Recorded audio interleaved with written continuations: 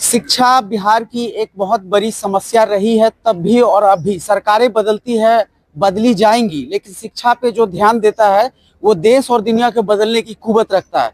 हम पहुंच चुके हैं राजधानी पटना से तकरीबन 250 किलोमीटर की दूरी पे रिमोटेस्ट एरिया फुलपरास। और यहाँ पे हम आपको एक ऐसे स्कूल की बात करेंगे, चर्चा करेंगे इनके डायरेक्टर सर से, और तमाम चीज़ें आपको इस खबर में दिखाएंगे। तो हमारे साथ बने रहिएगा। और उसी स्कूल में संस्कार भारती ग्लोबल स्कूल में है, जो आपके स्क्रीन पे चल रहा होगा, आप देख सकते हैं। और तमाम चीज़ें मैं आपको बताऊंगा। और हम अभी बात करेंगे, डायरेक्टर सर हमारे साथ हैं। सर जी, शुभ नाम आपका sir? Doctor Vijay Ranjan. I am the founder director of the संस्कार भारती ग्लोबल स्कूल। जी, बायो में लिंक दिया हुआ है, वो जाके देख सकते हैं। इससे पहले भी हमने एक चीज़ इस पे एक डॉक्यूमेंट्री बनाई थी, और आज भी मैं आपको कुछ नए नए चीज़ों से वाकिफ करवाऊंगा कि क्या तब्दीलियां लाई गई हैं इस प्रीमाइसेस में, इस परिसर में, विद्यालय परिसर में। सर, सबसे पहले आपसे जानना चाहेंगे कि बिहार में शिक्षा की बात बहुत सारी होती है। नीतीश जी तकरीबन 10वीं बार इस बार मुख्यमंत्री पद को ग्रहण किए हैं। शिक्षा का स्तर मेरे ख्याल से सरकारी स्कूल का जस का तस है। लोग जितने दावे कर लें, लेकिन मेरे जब मैं भी जाता हूं तो मुझे पता चलता है। आपके स्कूल में मैं जब आया हूं, प्राइवेट स्कूल और सरकारी स्कूल में क्या अंतर है, पहले ये बताइए दर्शकों को। सच यही है कि आप प्राइवेट स्कूल के बदौलत और शिक्षा को पेड आउट करके, मतलब बहुत ज्यादा पैसे पेड करके, तमाम दुनिया में कहीं पे भी शैक्षणिक क्रांति नहीं आई। शिक्षा और स्वास्थ्य दो ऐसी चीजें हैं जो हर नागरिक का मूलभूत अधिकार होना चाहिए। और जैसा कि आपने बताया, 10वीं बार नीतीश कुमार जी ने मुख्यमंत्री पद का ग्रहण किया, और उनका नाम शायद कल Guinness book of world records के लिए भी नामित किया गया है। हमारे बच्चों ने शायद ऐसा मुझे नहीं बताया, उनके लिए वो न्यूज मैटर नहीं करता होगा। तो जहां तक प्राइवेट और सरकारी स्कूल की बात है, क्योंकि एक प्राइवेट स्कूल अगर कोई भी आदमी खोलेगा तो उसके पीछे कहीं ना कहीं प्रोफेशन होगा, भूखे पेट तो भजन होगी नहीं। वो जो पैसे लेंगे उसमें से बहुत सारे स्कूल वाले कमाते हैं, लूटते हैं, बहुत तरह की बातें होती है। कुछ हमारे जैसे लोग भी हैं, कुछ ऐसे भी लोग हैं जो प्राइवेट तरीके से स्कूल बना देते हैं और कोई और एडिंग या कोई और फंडिंग या दूसरे तरीके से बच्चों को मुफ्त में शिक्षा देने की कोशिश करते हैं। हमारे यहाँ भी जैसे हम लोग करीब 1400 बच्चों में से 200-400 ऐसे बच्चे हैं जिन्हें हम लोग फ्री में पढ़ाते हैं। मतलब चाहे वो स्टाफ के बच्चे हों, चाहे उनके पेरेंट्स के साथ कोई समस्या हो, चाहे ऐसी कोई भी बात हो। तो तकनीकी तौर से होता क्या है कि जब तक तमाम सरकारी शिक्षण संस्थानों को सुदृढ़ नहीं किया जाएगा, वहां पे पढ़ाई नहीं चालू होगी, जब तक ये रेवड़ियां बांटी जाती रहेगी। ऐसा नहीं है कि मिड डे मील या एमडीएम सिर्फ बिहार में है या भारत में है, तमाम दुनिया में, जापान में, चाइना में, हर जगह जो स्कूलिंग सिस्टम है, फिनलैंड है, जहाँ पे भी स्कूलिंग सिस्टम है, वहाँ सुबह बच्चे आते हैं और शाम में घर जाते हैं। और रात कोई नहीं, ना बस्ता लेके आना है, ना बैग लेके आना है, ना बैग लेके जाना है। उनके पास भी एमडीएम है, उनके पास भी मिड डे मील है, स्नैक्स है, नाश्ते हैं, लेकिन उनकी क्वालिटी होती है। यहाँ हम खिचड़ी और चिपकिली और अंडा में फंसे रहते हैं। तमाम चीजें सिर्फ लोक लुभावन है, पढ़ाई नहीं हो रही, बच्चों को कल्चर, लैंग्वेज, सिस्टम से बिल्कुल दूर कर दिया। और एक चीज ये थोड़ा दिखाइएगा, कैमरा पर्सन से चाहेंगे कि दिखाइए सर। ये कॉलेज जो लगाए हुए हैं सर, ये तमाम जो मतलब जो आपकी स्कूल में एक्टिविटीज होती है उसकी है?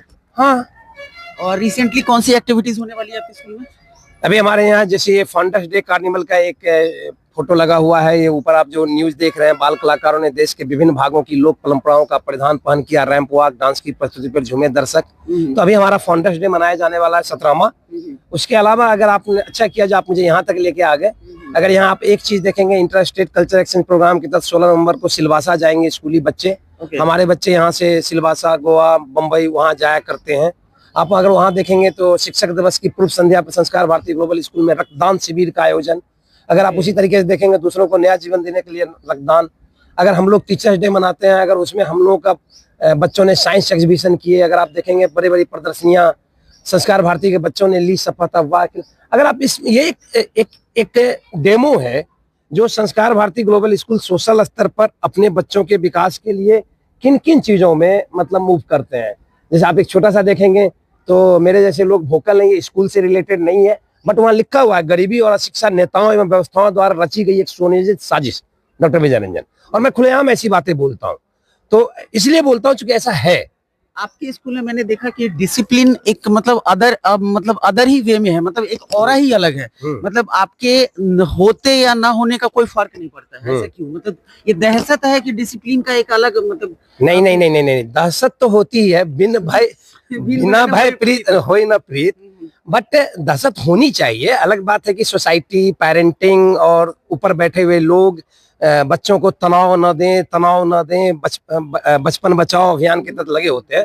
और मेरा मानना ये होता है कि यही टाइम होता है 0 to 15, मतलब बच्चा 1, 2 से 3 साल के बाद अगर तनाव नहीं देना है तो 4 से 5 साल तक आप मत दीजिए, लेकिन 5 से लेके 15-20 तक जो टीनेज होता है वही रियल टाइम होता है जब बच्चों को थोड़ा तनाव झेलना भी सिखाया जाए, जब बच्चों को डरना भी सिखाया जाए। और सबसे बड़ी बात, डरना जरूरी है, एक अलग चीज है, और लेकिन तनाव की आड़ में और पेरेंटिंग मतलब प्रेम की आड़ में बहुत सारी चीजों को स्किप करके एक अगर आप अनसिस्टमेटिक नागरिक क्रिएट करते हैं भविष्य में, या सोसाइटी को एक ऐसा व्यक्ति दे रहे हैं जो बिल्कुल इनडिसिप्लिन्ड है, जो बिल्कुल किसी की वैल्यू नहीं करता, सिस्टम्स नहीं वैल्यू करता, रूल्स नहीं फॉलो करते, वही बच्चे ना, जब आप स्कूलिंग लाइफ उनका खराब कर देंगे, पुलिस लाठी लेके घूमती रहेगी, हेलमेट पहनो, पुलिस को दिखेगा हेलमेट पहनेगा लेकिन अपनी जान की सुरक्षा के लिए हेलमेट नहीं पहनेगा।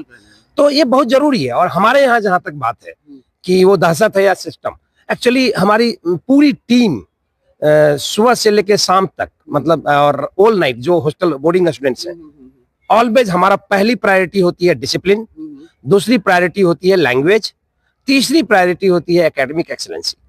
मेरा मानना यह है कि पढ़ाई थोड़ा ऊपर नीचे हो सकता है, एक बार डिसिप्लिनरी एक्टिविटी अगर आपकी खराब हो गई, आपकी लैंग्वेज एक बार खराब हो गई, तो आप दौड़ते रह जाएंगे। मतलब होता है ना, एक बच्चे को मैंने देखा है, वो बोलता रहता दोगो। अब अगर वो दोगो बोलना शुरू कर दिया, अब उसके लिए बहुत मुश्किल काम है, वो चेंज नहीं होगा। हाँ, आज आपने देखा हमारे इंडस्ट्री से, मैं खुलेआम बोल रहा हूँ, एक हमारा बच्चे, ठीक है बच्चे हैं, वो ऐसे ही एरर करेंगे, सीखेंगे और फिर आगे बढ़ेंगे। वो खबर पढ़ रहे थे, आप लोगों ने ध्यान नहीं दिया होगा, शायद मेरी ध्यान उस पर भी होती है। वो बोला पहला खबर, दूसरा खबर, तीसरा खबर। मैंने उससे जाके पूछा है अभी, बेटा खबर स्त्रीलिंग है या पुल्लिंग? खबर हमेशा पहली खबर, दूसरी खबर, तीसरी खबर होगी। लेकिन वो बच्चा भी वहां से बोल के चला गया। मधुबनी जैसे जगह में जब मैं इस तरह के चीजों को देखता हूँ, आपको तो ये सुविधा नहीं मिला होगा। मतलब अगर पैसे की बात मैं नहीं कर रहा हूँ या फिर स्कूलिंग की बात नहीं कर रहा हूँ, मतलब जिस तरह के मतलब यहाँ पे आचरण किए जाते हैं, डिसिप्लिन, एक मैनर सिखाया जा रहा है, मतलब टीचर्स के द्वारा, आपके द्वारा, ये आपको गाइडेंस तो नहीं मिला होगा आपके टाइम में ना। तो ये ख्याल कहाँ से लाते हैं सर जी? मतलब ये निकाल के कहाँ से लाते हैं? मधुबनी जैसे जगह पे मैं देख रहा हूँ कि ये तो नगर परिषद है, लेकिन बहुत रिमोट एरिया है सर, इसके बावजूद भी बच्चों को संभालना, मतलब मैं तो नहीं संभाल सकता सर। देखिए, बस 10 बात की एक बात ये है, अगर आपके अंदर अनवरत सीखने की प्रक्रिया है, या आपके अंदर उसकी उत्कट लालसा है, या आपकी बहुत इच्छा प्रबल है कि मैं मरते दम तक सीखूंगा। कहावत भी होती है, थ्योरी भी है कि इंसान मरते दम तक सीखता है। तो मैं अपने आप को डेली बेसिस पे अपडेट करता हूँ, नंबर 1। नंबर 2, एक इसके पीछे छोटी सी कहानी है कि हमारे बच्चे इंडिया के टॉप 3 हेरिटेज स्कूल में पढ़ते थे। लॉरेंस स्कूल सनाबर, आप कसौली हिल में जाएंगे, शिमला से और कालका के बीच में है। तो वहाँ मैंने देखा कि यहाँ तो हमें ग्रामीण इलाके में एक समस्या ये है कि हम और हमारी टीम को 24 आवर लगे रहना पड़ता है। वहाँ तो हमने देखा ऐसा है कि कोई टीचर नहीं होता, कुछ नहीं होता, एक सिस्टम में ढाल दिया गया। IQAC बनी हुई है, इंटरनल क्वालिटी एश्योरेंस सेल, मैंने भी इस्तेमाल किया। या इस कैंपस में, इस छोटे से कैंपस में, मैं उस 170 एकड़ के कैंपस और इंडिया के टॉप 5 हेरिटेज स्कूल से अपनी तुलना नहीं कर सकता, लेकिन 60% प्लस चीजें मैंने उस स्कूल में जाके अपने बच्चों के बीच में बीइंग ए पेरेंट्स जो देखा, सीखा, उन चीजों को मैंने यहाँ इम्प्लीमेंट किया। और साथ में एवरीडे मैं बच्चों को आदत डालता हूँ, गूगल से हटो, मोबाइल से हटो, अखबारें पढ़ो, किताबें पढ़ो, लिटरेचर है, और भी ढेर सारी बुक्स होती है, पॉजिटिव मेंटल एटीट्यूड की किताबें होती हैं, पीपल स्किल की किताबें होती हैं, हिंदी साहित्य की किताबें। आप हमारी पुराने साहित्य को अगर पढ़ ले, बहुत सारी चीजें तो आपको ऐसे ही बता देगा। आप अगे जी को पढ़ लो, नामवर जी को पढ़ लो, रामदास मिश्रा को पढ़ लीजिए, आप राजेंद्र यादव को पढ़ लीजिए, किसी को भी पढ़ने की कोशिश करिए तो बहुत सारी चीजें निकल के आएंगी। लेकिन आज टेस्ट चेंज हो चुका है, बच्चे या तो गूगल पे या तो चेतन भगत पे है, ये गलत है। अब सर थोड़ा चलते चलते हम लोग बात करेंगे। एक चीज बताइए सर, आपके साथ निकले हुए जो बच्चे हैं, जब यहाँ से स्कूलिंग कर लेते हैं, 10+2 तक है आपके पास ना फैसिलिटी, तो अगर यहाँ से निकल के जाते हैं तो जो आपने संस्कार उनको दिया है संस्कार भारती ग्लोबल स्कूल में, क्या वो आपको याद करते हैं? कहीं मिलते हैं, जैसे दिल्ली चले गए या फिर अब्रॉड कहीं चले गए, मिलते हैं तो क्या रिएक्शन? इस मामले में तो मैं बहुत ही सौभाग्यशाली हूँ और धनी भी हूँ। बहुत लोग बोलते हैं कि आपका बिहेव ऐसा है कि आप बच्चों के बीच में घुले मिले रहते हैं, लेकिन ऐसा नहीं होता है। आप परिवारों में देखेंगे, समाज में देखेंगे, आप एक दूसरे को बहुत प्यार देंगे, फिर भी लोग भूलने की बीमारी कर जाते हैं। हमारे जो भी बच्चे आज तक यहाँ से जहाँ कहीं भी गए, मतलब चाहे वो आईटी में हो, चाहे वो एम्स में हो, चाहे वो क्लैट करके क्रिएट किए हो, चाहे वो बड़े पोस्ट पे, कुछ बच्चे तो अब वो जॉब मोड में चले गए, मतलब करीब करीब 12-13 से, वो सारे बच्चे माशाल्लाह। बस मैं इतना ही कहूंगा कि मैं इस मामले में बहुत सौभाग्यशाली हूँ कि हमारे जो भी बच्चे यहाँ से मूव ऑन किए हैं, जो भी बच्चे यहाँ से कहीं गए हैं, चाहे पास आउट होके गए हो, चाहे अभी कंटिन्यूसली पढ़ रहे हो, चाहे कुछ अचीव किया हो, चाहे वो कहीं पे भी हो, वो बड़ा गजब सम्मान देते हैं, जो कि दुनिया में कमी हो गई है। खासकर शिक्षक और छात्र के बीच में, और पेरेंट्स और स्कूल संस्थानों के बीच में एक जो वैमनस्यता आई है, कम से कम मैं जबकि बहुत स्ट्रिक्ट आदमी हूँ, उन बच्चों के साथ मैंने कई दफे उनको उस टाइम में लगता है कि मैंने उसके साथ गलत किया है, लेकिन वो बच्चे 5 साल के बाद मिलते हैं, वापस आते हैं और बोलते हैं कि सर आप सही थे। जब आप कड़ाई से पेश आते होंगे तो हाँ, कि सब सर बड़े अभी भी आप मेरे कैंपस में जाएंगे तो आधे से ज्यादा बच्चे आपको मुझे हिट करता हुआ दिखेंगे, लेकिन उनको पता चल जाता है भविष्य में कि नहीं, डॉक्टर सर सही थे और हमारे लिए लड़ रहे थे। वो जो बैचेस यहाँ से निकल जाते हैं उनको मिस करते हैं सर आप?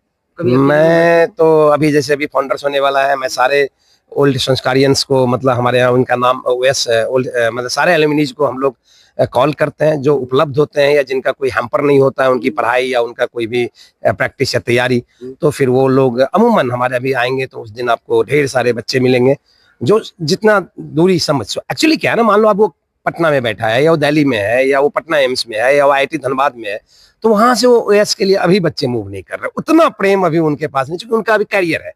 मैं जानता हूं कि जब हमारा स्कूल बड़ा हो जाएगा, हमारे बच्चे बड़े हो जाएंगे, जब वो अपने जीवन में कुछ कर रहे होंगे, तो यकीनन वो साल में 1 बार 2 बार या 3 बार या जब भी अपने इस इलाके की तरफ वो मूव करेंगे, अगर उनको मिट्टी से प्रेम रहा तो हमारा प्रेम कहीं नहीं जाएगा। अगर मिट्टी से ही प्रेम नहीं होगा, घर परिवार से ही प्रेम नहीं होगा, तो फिर हमारा प्रेम तो रास्ते में ही भटक जाएगा। आप सर गुरु भी हैं, लोग बच्चों को गाइड भी करते हैं, और जितने बच्चे हैं तो आपके गेटअप को देख के, क्योंकि एक हीरोइक टाइप का आपका गेटअप रहता है, मतलब ब्रांड से समझौता नहीं, एक साफ सुथरा और स्टाइलिस्ट वे में आप रहते हैं। कभी बच्चे आपको पूछ लेते हैं सर कि इतना स्टाइल क्यों मारते हैं?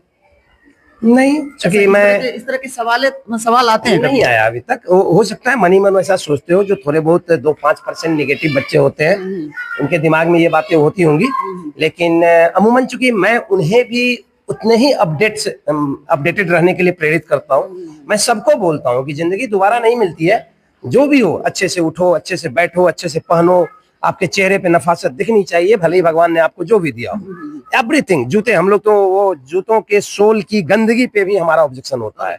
नाक, और छोटे बच्चों की तो बात छोड़ दो, मतलब 1-1 इंच एक बटन टूटा हुआ अगर किसी बच्चे के अंदर है, उस पर भी एक्शन हो सकता है। अगर एक छोटा सा भी मतलब बटन टूटा हुआ है या टाई थोड़ा सा ढीला है, तो बिल्कुल एक कंप्लीट इन्फॉर्मिटी का जो मोड होता है वो मेरे अंदर है, तभी तो मैं अपने बच्चों से डिमांड कर पा रहा हूँ। हम अपने टीचरों में पहले ट्रांसफर किया, जैसे होता है ना, कुछ लोग ऐसे हैं कि ऐसे ही आ गए या नहीं, हमारे यहाँ अलाउड नहीं है। ऑल द टीचर्स, मतलब सिस्टम, हाँ ठीक है, ड्रेस कोड नहीं है टीचर्स के लिए, बट एक शानदार लुक होना बहुत जरूरी है। वो मेरे अंदर भी दिखता है, वो हमारे बच्चों में भी दिखता है, हमारे टीचिंग स्टाफ में भी दिखता है, हमारे नॉन टीचिंग स्टाफ में भी दिखता है, और सबसे बड़ी बात, वो आपके पूरे संस्कार भारती ग्लोबल स्कूल में मेरी नफासत का वाइब्रेशन आपको दिखेगा। वो कोई खंडर नहीं, कुछ नहीं, everything well settled, well manage. आप 2 साल के बाद आएंगे तो भी आपको ऐसा ही मिलेगा, 1 साल पहले आए थे तो भी वही मिला था, जब हम स्टार्ट कर रहे थे तो भी वैसा ही था। कभी भी हम लोग ये भी नहीं कि रेनोवेशन के नाम पे, अमूमन क्या होता है, सड़कें बन रही है तो वहाँ पे ज्यादा कचरा होगा, जब भी निर्माण की प्रक्रिया होती है तो विध्वंस जैसा दिखता है, मतलब डिस्टर्बेंस दिखती है। बट हमारे यहाँ निर्माण के दौर में भी मतलब गलत चीज या एक गलत वाइब्रेशन, उसका कोई स्कोप नहीं। एक एक चीज, आप टेलीफोन बूथ को देखें, आप किसी भी चीज को देखें, फायर का देखें, ये बिल्कुल अपडेटेड। और हम चाहते यही हैं कि ये हमारी नफासत, हमारा स्टाइल, जिसको आप स्टाइल बोला आपने, वो जो भी चीजें हैं वो सारी चीजें हमारे से जुड़े हुए तमाम लोगों में ट्रांसफर होता रहे। अच्छा, एक चीज है, इन चीजों का असर मैंने देखा है, जैसे कि किसी बच्चे को आप बोल दो कि यू आर वेरी स्मार्ट, और सेम मतलब सेम कैटेगरी का बच्चा है, मतलब वो भी स्मार्ट है, दोनों इक्वल है।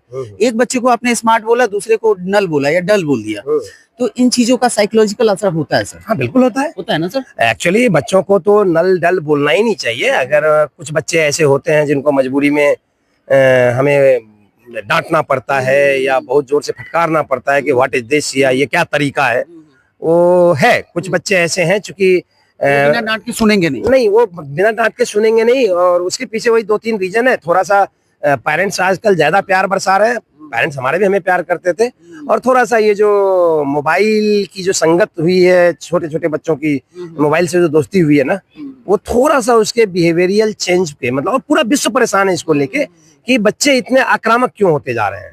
मतलब ठीक है, मैं आक्रामक हूँ चूंकि मैं टेंशन में हूँ, या मेरे को कोई मेरे मनचाहा रिजल्ट नहीं मिला, या हम जो चाह रहे हैं बच्चों से, या हम अपने कैंपस से जो आशा रखते हैं, अगर थोड़ा सा वो डाइवर्सिफाई हो जाए या डिस्टर्ब हो जाए, तो हो सकता है मैं फ्रस्ट्रेशन में आ जाऊं। तो अगर बच्चे भी अपने मन मुताबिक पॉजिटिव रिजल्ट की वजह से फ्रस्ट्रेशन में, तब तो चलेगा। लेकिन होता क्या है, अमूमन वो अपनी गलत डिमांड, गलत जिद, गलत मानसिकता या टेंडर एज की समस्याओं को लेके, जिनको वो सुधारना नहीं चाहते, उसकी वजह से जब वो आक्रामक होते हैं। तो हमें लगता है कि हर हाल में, एक मैंने कहीं पढ़ा था, टीचरों को, अगर टीचर जेन्युइन हो, तो पहली बात तो आज की तारीख में हर जगह समस्या है, इंसान जेन्युइन नहीं रह गया, टीचर जेन्युइन नहीं रह गया, नेता जेन्युइन नहीं रह गया, ब्यूरोक्रेट जेन्युइन नहीं रह गया, हर चीज थोड़ा सा वो मिलावट वाली टाइप का हो गया है। आपने सुना होगा ना, 100 में 90 बेईमान, फिर भी हमारा देश महान। ये 30 साल पहले लोग बोलते थे। आज सोचो हमारा भारत कहाँ होगा। अब 100 में 90 या 100 में 110 बेईमान, फिर भी देश महान। पता नहीं मुझे क्या हालत है। एक चीज बताइए सर, ऑनेस्टली बताइएगा, सरकारें बदल जाती है, कभी आरोप लगाया जाता है अगरों पे, कभी लगाया जाता है पिछड़ों पे। ये एक वैश्विक समस्या नहीं है हमारे राज्य की, मतलब नहीं, ये भी वैश्विक समस्या है। सर एक चीज बताइए, बिहार में पिछले 35 साल से किन की सरकार है, आपको पता है? हाँ, सब लोग बदल बदल के, मतलब चाचा भतीजा का खेल खेल रहे थे। हाँ, ठीक है। फिर अभी जैसे कि सरकारें बदल गई, अब चाचा को कोई और पसंद आने लगे। क्योंकि इसलिए आपसे पूछ रहे हैं सर कि शिक्षा की समस्या आम जनों के हित में है, और शिक्षा की समस्या को कैसे चेंज कर सकते हैं जब सरकारें बदलेंगी।